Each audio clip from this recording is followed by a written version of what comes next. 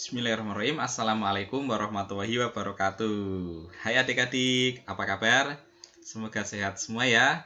Ketemu lagi sama Kak Rizal di sini. Akan menemani adik-adik dalam belajar kali ini. Adik-adik kelas 4, pada video kali ini kita akan meneruskan materi pembelajaran yaitu tema 6. Kita masuk ke subtema yang kedua. Tema 6 subtema 2 ya. Nah, ini subtema 2 hebatnya cita-citaku. Nah, pada video kali ini kita akan belajar pembelajaran 1 dan 2.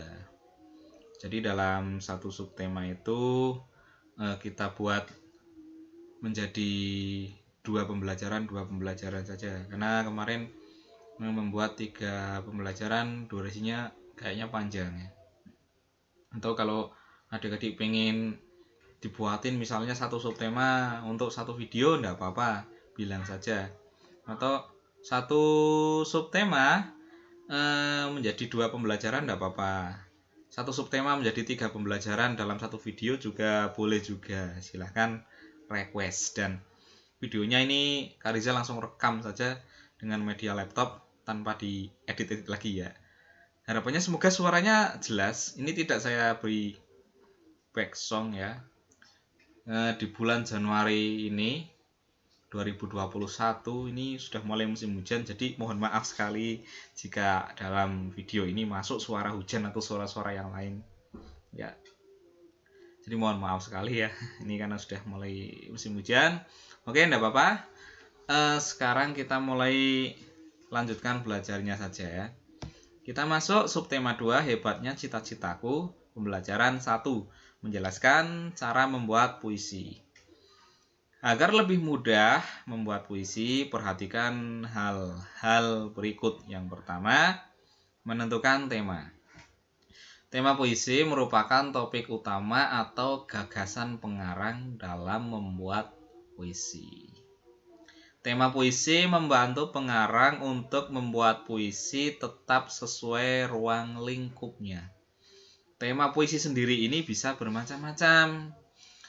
Ada tema tentang lingkungan, ada tema tentang kepahlawanan, ada tema yang religi, ada yang temanya tentang kebersamaan, keberagaman, macam-macam ya. Temanya itu sangat beragam dan sangat banyak sekali.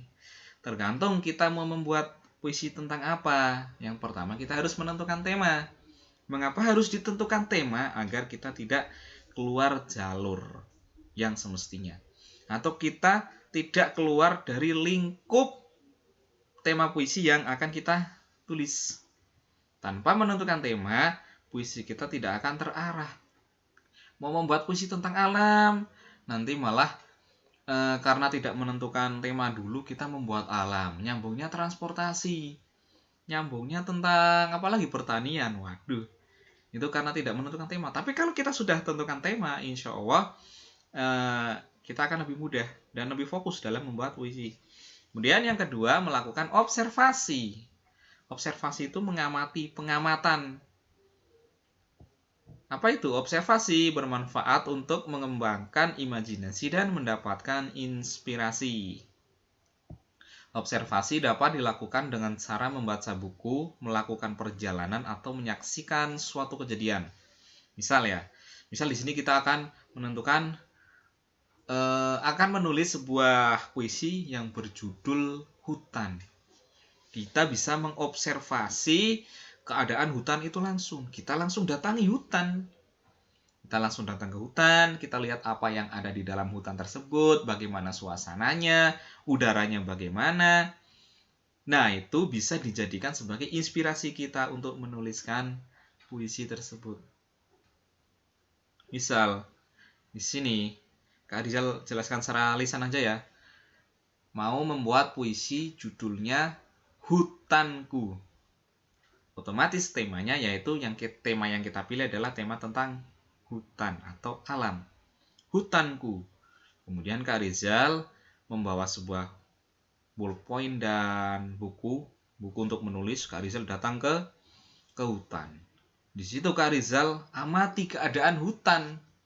Oh, pohonnya daunnya hijau, lebat, rindang, udaranya dingin sejuk. Wah, ada suara kicau-kicau burung ternyata ya. Hutan ini nampak sepi dan tenang. Nah, itu keadaan hutan dalam dunia nyata. Kemudian kita bisa tuliskan keadaan tersebut dalam rangkaian puisi. Dari baris-baris kita susun menjadi bait puisi. Kemudian tak tulis judulnya, Hutanku. Mulai bisa membuat puisi, mulai bisa menulis puisi. Dari apa saja yang tadi sudah Kak Rizal sampaikan mengenai keadaan hutan. Hutanku. Udara berhembus tenang. Daun-daun hijau melambai menyapa. Pepohonan berbaris rindang. Nan damai. Nah, itu contohnya seperti itu. Ya. Dari keadaan sebenarnya yang sudah kita observasi, kemudian kita tuliskan dalam bentuk bait-bait atau baris-baris sebuah puisi. Oke, kita lanjutkan saja. Agar dapat membuat puisi dengan mudah, perhatikan persiapan membuat puisi berikut. Tentunya, ketika kita ingin membuat sebuah puisi, pasti butuh persiapan dong ya. Di sini persiapannya ada 6. Yang pertama, 1. Tentukan tema puisi yang disukai. Adik-adik bebas memilih tema puisi yang adik-adik sukai. Tema apa saja, yang penting yang adik-adik suka ya. Yang kedua, siapkan peralatan tulis. Itu sudah jelas ya. Yang ketiga, lakukanlah observasi terhadap objek pada tema puisi tersebut. Seperti contoh yang tadi Kak Rizal sampaikan, menulis puisi tema alam, yaitu tentang hutan. Yang keempat, observasi dapat dilakukan berulang kali agar dapat memperoleh lebih banyak inspirasi. Kita boleh melakukan pengamatan atau observasi itu lebih dari 1 kali. Berkali-kali tidak masalah. Biar semakin paham dan semakin muncul inspirasi dalam diri kita. Yang keempat, yang kelima, tentukan peristiwa yang sesuai dengan tema puisi. Seperti tadi peristiwanya, misalnya Kak Rizal itu datang ke hutan pagi hari. Jadi peristiwa apa yang terjadi di hutan pagi hari? Burung masih berkicau, angin masih berhembus. Kemudian pohon-pohon itu tertiup angin itu bergoyang-goyang. Itu ya. Lanjut, yang keenam yaitu catatlah setiap informasi yang dibaca. Ini kalau kita mencari inspirasi dari sebuah bacaan. Nah, observasi itu bisa melihat langsung ke alam atau kita bisa membaca teks bacaan tentang hutan, tentang sawah, tentang pahlawan itu. Jadi hal-hal pentingnya bisa kita tulis, kemudian kita baru buat dalam bentuk puisi. Baik, kita teruskan yaitu membandingkan siklus hidup makhluk hidup melalui pengamatan. Ada hewan yang mengalami metamorfosis atau perubahan bentuk tubuh. Ada juga hewan yang tidak mengalami perubahan bentuk tubuh. Manakah hewan yang mengalami metamorfosis dan yang tidak mengalami metamorfosis? Nah, pada video ini sudah Kak Rizal sertakan berbagai macam hewan. Nah, perhatikan pointernya ya atau panahnya ya. Nah, ini yang Kak Rizal tunjuk adalah gambar kupu-kupu. Kupu-kupu ini mengalami metamorfosis atau tidak? Mengalami ya. Malah pada kupu-kupu ini mengalami metamorfosis yang sempurna. Kemudian kucing mengalami atau tidak? Kucing itu mengalami metamorfosis atau tidak? Tidak mengalami ya, karena bentuknya dari kecil sampai besar tetap. Kemudian capung mengalami tidak? Kura-kura mengalami atau tidak? Kecoa mengalami atau tidak? Ikan mengalami atau tidak? Nah, adik-adik bisa cari informasinya mengenai hewan-hewan tersebut Nah, mengapa harus mencari informasi sendiri? Ini tujuannya untuk melatih kemandirian. Namun jika kesulitan ya nanti insya Allah Kak Rizal carikan referensi mengenai hewan-hewan yang telah disebutkan di sini, mana yang mengalami metamorfosis dan mana yang tidak. Kita bisa ketahui dari siklus hidup masing-masing hewan tersebut ya. Baik, kita teruskan membandingkan siklus hidup makhluk hidup melalui pengamatan. Metamorfosis dibedakan menjadi dua, yaitu metamorfosis sempurna dan tidak sempurna. 1. Metamorfosis sempurna.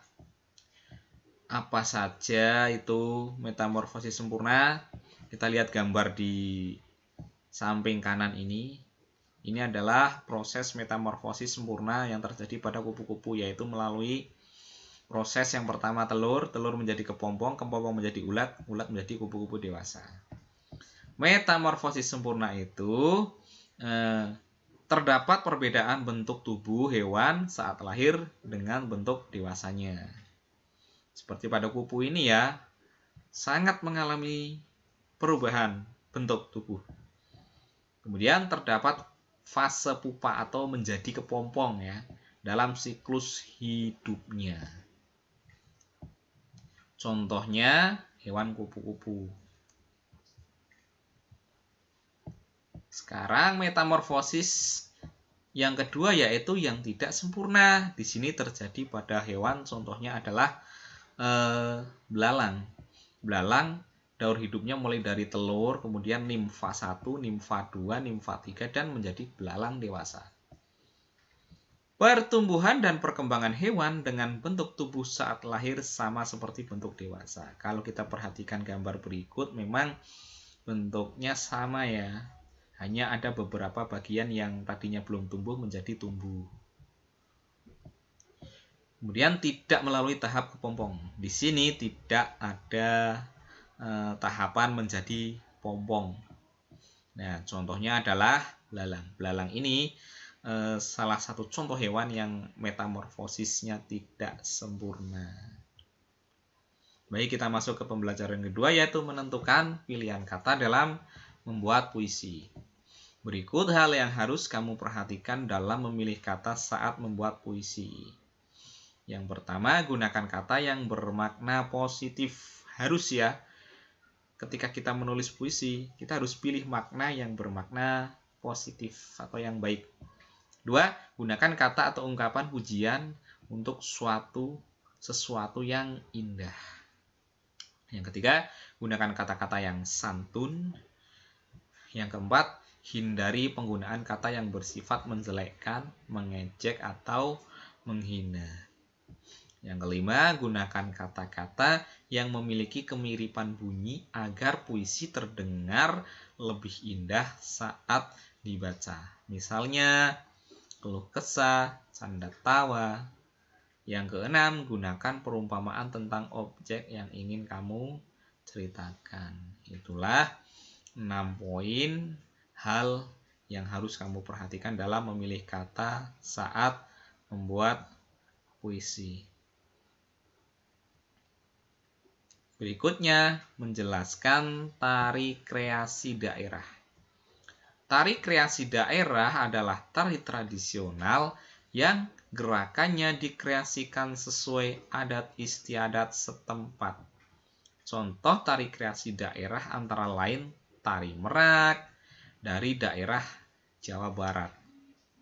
Selain tari merak, ada juga tari saudati dari Aceh, tari kecak dari Bali, tari ondel-ondel dari Jakarta, tari skapursiri dari Jambi, dan tari cakalele dari Maluku. Nah, ini contoh gambar tari merak. Materi berikutnya menjelaskan manfaat makhluk hidup bagi lingkungan sekitar. Hewan dan tumbuhan termasuk sumber daya alam atau SDA yang memiliki banyak manfaat bagi manusia. Antara lain, nah di sini ada 3 contoh manfaat sumber daya alam. Kapas di gambar yang paling kiri ini yang Kak Rizal sudah tunjuk kapas sebagai bahan pembuat kain katun. Yang tengah-tengah ulat sutra sebagai bahan pembuat kain sutra. Yang paling kanan ini gambar kerbau, yaitu untuk membajak sawah. Baik, untuk pembelajaran yang ke-1 dan ke-2 ini sampai di sini. Semoga dari apa yang telah kita pelajari bersama hari ini bisa bermanfaat bagi kehidupan kita kelak. Tetap semangat, jaga semangatnya, jaga senyumannya, jaga kesehatan, tetap semangat selalu. Sampai ketemu di video-video pembelajaran yang lain.